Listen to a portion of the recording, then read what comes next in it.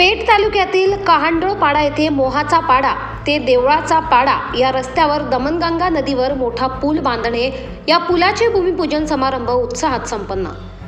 सार्वजनिक बांधकाम प्रादेशिक विभाग नाशिक भूमिपूजन समारंभ पेठ तालुक्यातील कहांडळपाडा येथील मोहपाडा ते देवळाचा पाडा या दमनगंगा नदीवरील रस्त्यावर मोठा पूल बांधणे, माननीय नामदार श्री एकनाथजी शिंदे मुख्यमंत्री महाराष्ट्र राज्य यांची दूरदृष्टी व नियोजनातून आज पुलाच्या बांधकामाचे भूमिपूजन कल्याण लोकसभा मतदारसंघ खासदार डॉक्टर श्रीकांत शिंदे यांच्या हस्ते करण्यात आले। यावेळी उपस्थित पेठ दिंडोरीचे आमदार व विधानसभा उपाध्यक्ष नरहरी झिरवाळ, नाशिक जिल्ह्याचे पालकमंत्री व सार्वजनिक बांधकाम मंत्री दादा भुसे, नांदगाव मनमाडचे आमदार सुहास कांडे, माजी आमदार धनराज महाले, भाऊसाहेब चौधरी, शिवसेना संपर्क प्रमुख महाराष्ट्र राज्य प्रभाकर सूर्यवंशी, आकार फाउंडेशनचे अध्यक्ष पेठ, पंचायत समितीचे गटविकास अधिकारी जेटी सूर्यवंशी, तहसीलदार पेठ आशा गांगुर्डे आदींसह सर्व शासकीय विभागातील अधिकारी कर्मचारी वर्ग, पेठ पोलीस ठाणे, पेठ पोलीस उपनिरीक्षक पथवे साहेब यांच्या अध्यक्षतेखाली पोलीस बंदोबस्त संपूर्णपणे चोख बजावण्यात आला।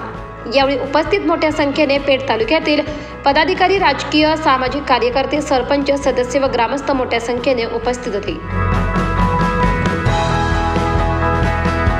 भरघोस निधी जो आहे हा पहिल्यांदाच या पुलाच्या रूपाने जो आहे तो या ठिकाणी आला असेल। मगाशी आम्ही खाली जाऊन नदी पात्रामध्ये त्या पुलाचा भूमिपूजन त्या ठिकाणी केलं आणि ते पात्र त्या ठिकाणी पाहिलं आम्ही, हे प्रसारित केली पत्रकारांनी आणि त्याचबरोबर त्याला लावून धरण्याचं काम जे आहे हे प्रभाकर सूर्यवंशी यांनी या ठिकाणी केलं।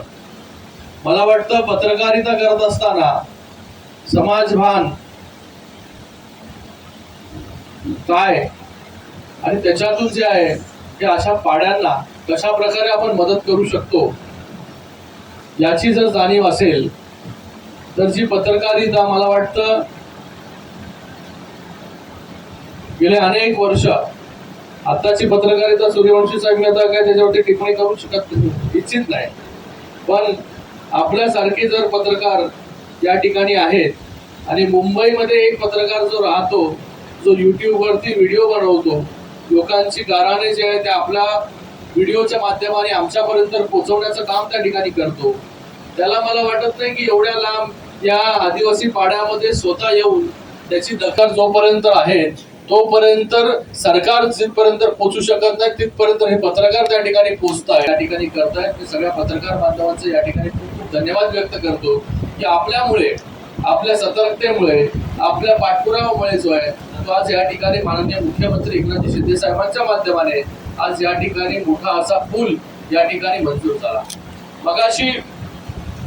बोलत असताना तुम्ही 20% आणि 80%चा हिशोब या ठिकाणी मांडला। मला वाटतं याच्या अगोदरची सरकार होती तो असा हिशोब जो आहे तो त्या ठिकाणी मांडत होती, तर जेव्हापासून शिंदे साहेब मुख्यमंत्री झाले तर हा हिशोब जो आहे हा 20% असेल, 10% असेल किंवा 5% असेल किंवा 1% असेल, जिथे जिथे गरज आहे तिथे तिथे सरकार जे आहे हे पोहोचण्याचं काम जे आहे ते त्या ठिकाणी करतं आणि आपल्याला जे मुख्यमंत्री लावले ते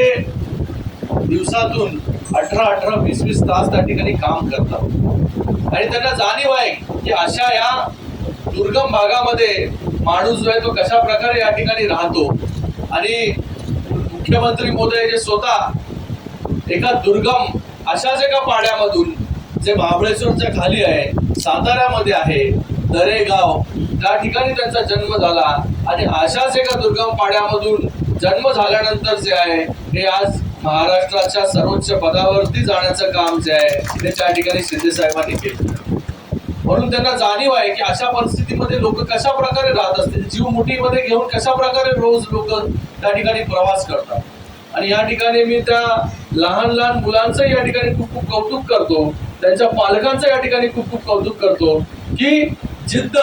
शिकण्याची जिद्द जी आहे ही आपल्या जीवावरती उदार होऊन जी आहे हे रोजचा जो प्रवास जो आहे तो त्या पाताळ्यामधून ते लोक करत होते। मला वाटतं यांच्यासाठी जोरदार टाळ्या आपण वाजवल्या पाहिजे की यांच्याकडून खूप काही शिकण्यासारखं आहे। खूप लोकांना संधी असते शिकण्याची, पण त्या ठिकाणी लोक त्या ठिकाणी शाळेत जात नाही, पण या ठिकाणी एका पाड्यातून दुसऱ्या पाड्यापर्यंत ते देखील जीव मुठीत घालून त्या पात्या।